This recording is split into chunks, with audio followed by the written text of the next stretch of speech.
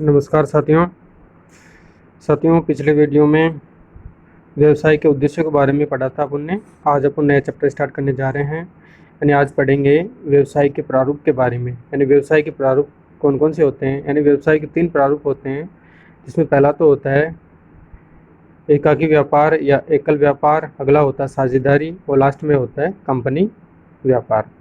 साथियों 3 चैप्टर अलग अलग है। एकाकी व्यापार का अलग है, साझेदारी का अलग है और कंपनी का अलग है। अपन इनकी अलग अलग वीडियो में अलग डिटेल वाइज पढ़ेंगे, लेकिन आज अपन स्टार्ट कर रहे हैं एकाकी व्यापार के बारे में। सर्वप्रथम एकाकी व्यापार को पढ़ेंगे, उसके पश्चात अपन साझेदारी को पढ़ेंगे, फिर पढ़ेंगे कंपनी को। तो साथियों एकाकी व्यापार को जानते हैं। देखिए एकाकी व्यापार क्या होता है। पहले सर्वप्रथम अपन को बात करनी है कि जो सोल ट्रेडिंग होता है, सोल प्रोप्राइटी जो होती है, यानी एकल स्वामित्व होता है। एकल स्वामित्व क्या होता है या एकाकी व्यापार क्या होता है। देखिए साथियों, कहने का एक तात्पर्य यह है कि मोटे मोटे रूप से देखें कि एकल व्यापार के अंतर्गत एक ही व्यापारी होता है, वो ही व्यापार का संचालन करता है, वो ही पूंजी लगाता है और जो भी लाभ तथा हानि होती है उसका बंटवारा वो स्वयं ही करता है। उसे ही एकाकी व्यापार कहा जाता है और उसका स्वामित्व भी उसी एक व्यक्ति के पास में होता है। अब बात करते हैं इसका अर्थ की। देखें एकाकी व्यापार व्यावसायिक स्वामित्व का एक ऐसा प्रारूप है जिस पर केवल एक ही व्यक्ति का स्वामित्व होता है। सामान्यतः व्यक्ति व्यवसाय की समस्त क्रियाओं का प्रबंध यानी मैनेजमेंट एवं नियंत्रण कंट्रोल करता है तथा उसके लाभों का एकाधिकारी होता है। हानि की दशा में भी यही व्यक्ति समस्त हानियों के प्रति उत्तरदायी होता है। यानी कहने का तात्पर्य यह है कि एकल व्यापार में जो व्यापारी द्वारा व्यापार किया जाता है, अकेला व्यक्ति व्यापार करता है, अकेला उसका स्वामित्व होता है और जो भी लाभ होते हैं, हानि होती है, वो स्वयं को ही वहन करनी होती है या प्राप्त करना होता है। अब आगे देखते हैं कि जो ये एकल व्यापार है उसको अन्य किन किन नामों से पुकारा जाता है, जाना जाता है। तो साथियों देखो, इसको एक तो प्रोप्राइटरशिप या स्वामित्व भी कहा जाता है, क्योंकि ये एक व्यक्ति का स्वामित्व होता है, उसके अधीन होता है, उसका अधिकार होता है, इसलिए इसको प्रोप्राइटरशिप या स्वामित्व कहा जाता है। एकाकी स्वामित्व कहा जाता है। एकल स्वामित्व व्यक्तिगत उपक्रम यानी पर्सनल उपक्रम होता है और व्यक्तिगत स्वामित्व भी कहा जाता है। ये तो इनके उपनाम हो गए। अब आगे बात करते हैं साथियों, एकाकी व्यापार के लक्षण या विशेषताएं क्या होती है। यानी एकाकी व्यापार होने के लिए उसमें क्या क्या लक्षण होने चाहिए और क्या क्या विशेषताएं होनी चाहिए ताकि वह एकाकी व्यापार की श्रेणी में आ सके। अब बात करते हैं, देखिए एकाकी व्यापार की विशेषताएं बात करते हैं। देखो क्या होता है। पहला तो है ये प्राचीनतम प्रारूप। देखिए एकाकी व्यापार होता है साथियों, वो प्राचीनतम प्रारूप के आधार पर होता है। यानी जब भी व्यापार की क्रिया प्रक्रियाएं की गई थी उस समय सर्वप्रथम ये साझेदारी वाला और कंपनी वाला सिस्टम तो था नहीं। उस टाइम पे केवल एकल व्यक्ति ही व्यापार करता था, एक व्यक्ति ही व्यापार करने का कार्य करता था, इसलिए ये प्राचीनतम स्वरूप या प्राचीनतम प्रारूप होता है। एकाकी स्वामित्व है। अब एकाकी स्वामित्व का मतलब है कि इसका जो संचालन करता है व्यापार का, वो केवल एक व्यक्ति ही करता है और जो पूंजी लगाता है वो केवल अकेला व्यक्ति ही अपनी निजी संपत्तियों से पूंजी लगाता है और जो व्यापार में लाभ होते हैं, हानियाँ होती है, वो स्वयं व्यक्ति को ही प्राप्त होती है या सहन करनी होती है, इसलिए ये एकाकी स्वामित्व भी कहलाता है। अगला है असीमित दायित्व है। देखिए असीमित दायित्व क्यों होता है कि जो व्यापार में पूंजी लगाई जाती है वो केवल अकेले व्यक्ति द्वारा लगाई जाती है। अब साझेदारी में पार्ट और कंपनी में अलग अलग नियम होते हैं, वो कई साझेदार द्वारा लगाई जाती है, कंपनी में शेयर होल्डर द्वारा लगाई जाती है, वो उनका अगले वीडियो में पढ़ेंगे अपन। तो इसमें इनका दायित्व इस व्यापार एकाकी व्यापार करने वाले व्यक्ति का दायित्व असीमित होता है, क्योंकि सीमित नहीं होता है कि उसे इतनी मात्रा में पूंजी लगानी है, उसे कितनी भी मात्रा में असीमित रूप से पूंजी लगानी होती है, इसलिए ये इसमें इसका असीमित दायित्व होता है। व्यवसाय का प्रत्येक अस्तित्व का अभाव होता है। देखिए साथियों, कंपनी के अंतर्गत व्यवसाय और जो व्यापार होता है, व्यवसाय करने वाला तथा व्यापार होता है, उनका अस्तित्व अलग अलग होता है, उनका अस्तित्व भिन्न भिन्न होता है। इसलिए एकाकी व्यापार के अंतर्गत प्रत्येक अस्तित्व का अभाव पाया जाता है, क्योंकि एकाकी व्यापार में एक ही व्यक्ति द्वारा पूंजी लगाई जाती है, इसलिए उसका अस्तित्व अन्य कोई साझेदार न होने के कारण उसका प्रत्येक अस्तित्व नहीं हो पाता है।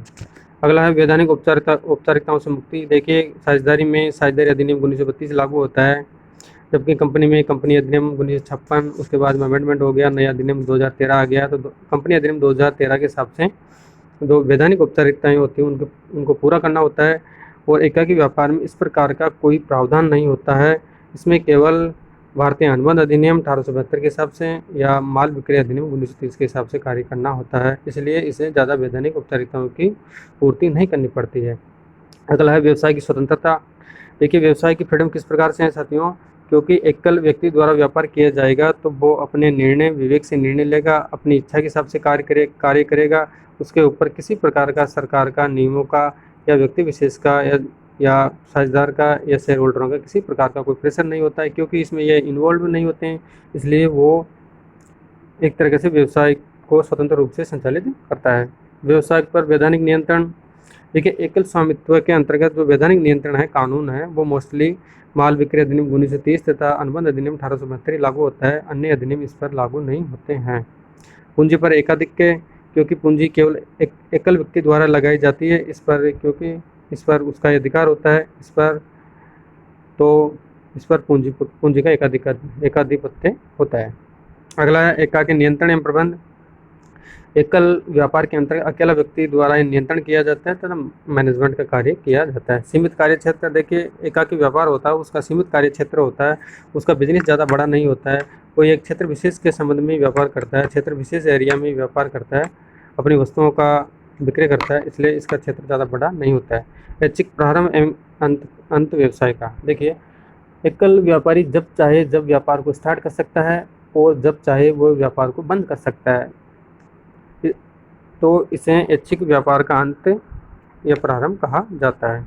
ये तो हो गई इसकी विशेषताएं। और साथियों, आगे बात करते हैं कि एकाकी व्यापार के लाभ या महत्व क्या है। देखिए, एकाकी व्यापार की विशेषताएं अपन ने पढ़ ली, एकाकी व्यापार का अर्थ पढ़ लिया।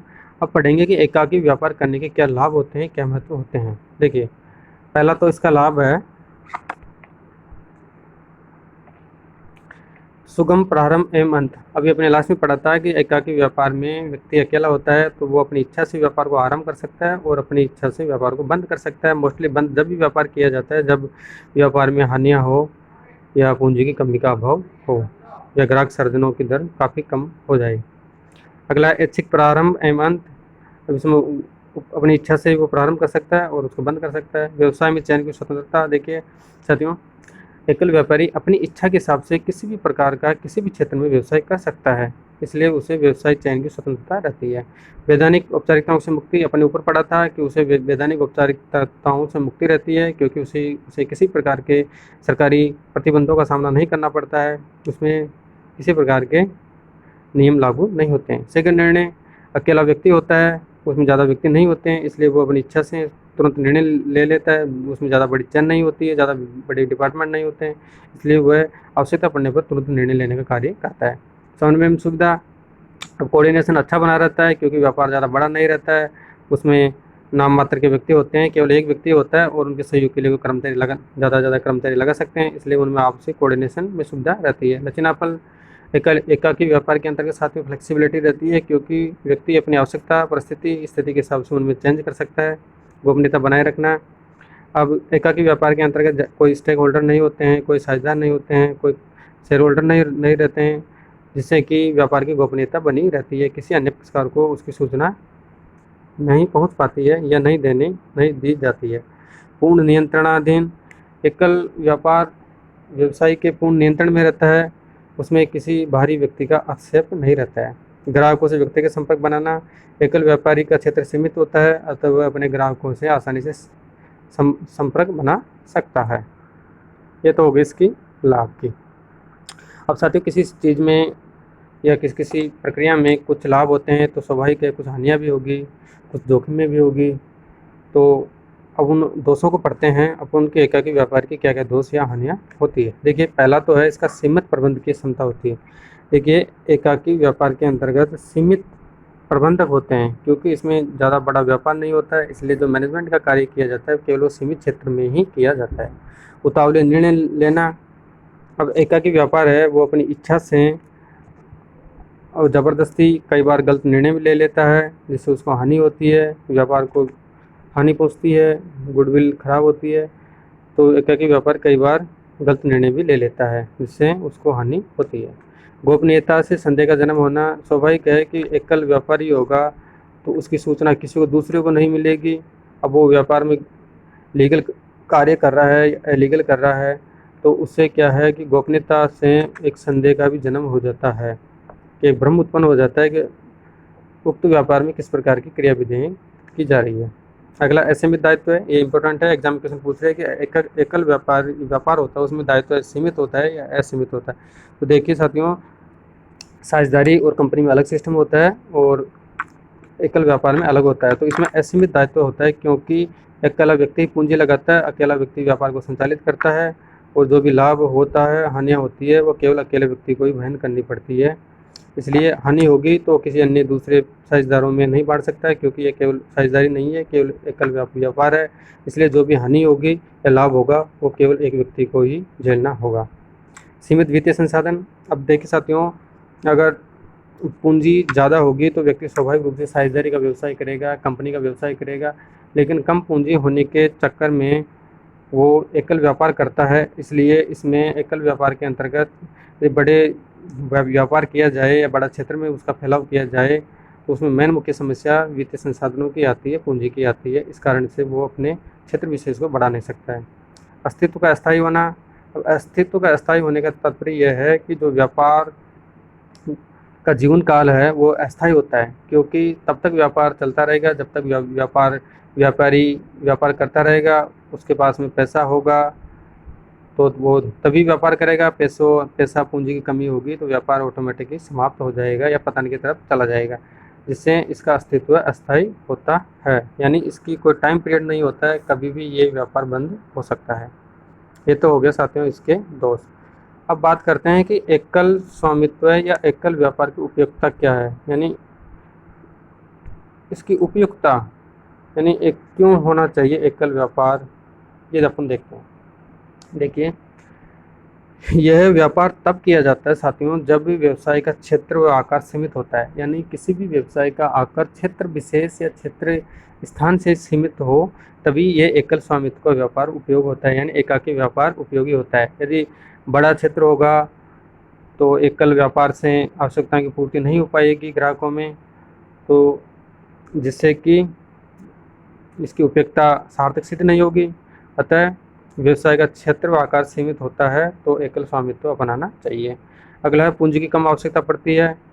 अगर किसी व्यवसाय में पूंजी की कम आवश्यकता पड़ती है तो उसे एकल व्यापार करना चाहिए। ग्राहकों से व्यक्तिगत संपर्कों की आवश्यकता हो। अगर किसी भी व्यापारी को ग्राहकों से व्यक्तिगत संपर्क करने की आवश्यकता हो तो वो तभी कर सकता है जब उसका व्यापार छोटा हो या एकाकी व्यापार के रूप में वो कार्य कर रहा हो। अगला, जोखिम कम सीमित हो। अगर किसी व्यापार में जोखिम कम हो या सीमित हो तो उसके लिए सबसे फायदेमंद जो व्यापार का प्रारूप होता है वो जो एकाकी व्यापार ही होता है। मांग में कम उतार चढ़ाव हो। अगर वस्तुओं की मांग में कम उतार चढ़ाव हो, गुड्स की कम डिमांड या सप्लाई हो, मांग में कम उतार चढ़ाव होने पर एकाकी व्यापार अधिक उपयुक्त रहता है। अगर मांग में ज़्यादा उतार चढ़ाव होगा तो एक एकाकी व्यापार इन लक्ष्यों को प्राप्त करने में असफल हो जाएगा। अगला है प्रतिस्पर्धा का अभाव हो। अगर मार्केट में किसी प्रकार की अन्य संस्थाएं कार्यरत नहीं हो तो वहाँ पे एकाकी व्यापार उपयुक्त होता है, क्योंकि वो एकाधिकार रखता है, अपनी वस्तुओं को बेचता है, अधिक मुनाफा कमाता है। इसलिए एकाकी व्यापार अच्छा रहता है। यानी जहाँ पर प्रतिस्पर्धा अधिक होगी तो वहाँ पर कई प्रकार के व्यापार होंगे, वहाँ पर एकल स्वामित्व टिक नहीं पाएगा, इसलिए एकाकी व्यापार सही रहेगा। तो साथियों, आपका चैप्टर कंप्लीट हो चुका है। अपन ने एकाकी व्यापार के पूर्ण रूप से इसका अर्थ पढ़ लिया, इसकी विशेषताएं पढ़ ली, लक्षण पढ़ लिया, इसके लाभ पढ़ लिए, महत्व पढ़ लिए, इसके दोष क्या है और एकल स्वामित्व की उपयुक्तता कहाँ कहाँ होती है, वो चीज़ अपन ने विस्तार से पढ़ ली है। तो आपका चैप्टर कंप्लीट हो चुका है। अपन अब आगे साझेदारी के बारे में पढ़ेंगे। तब तक के लिए धन्यवाद।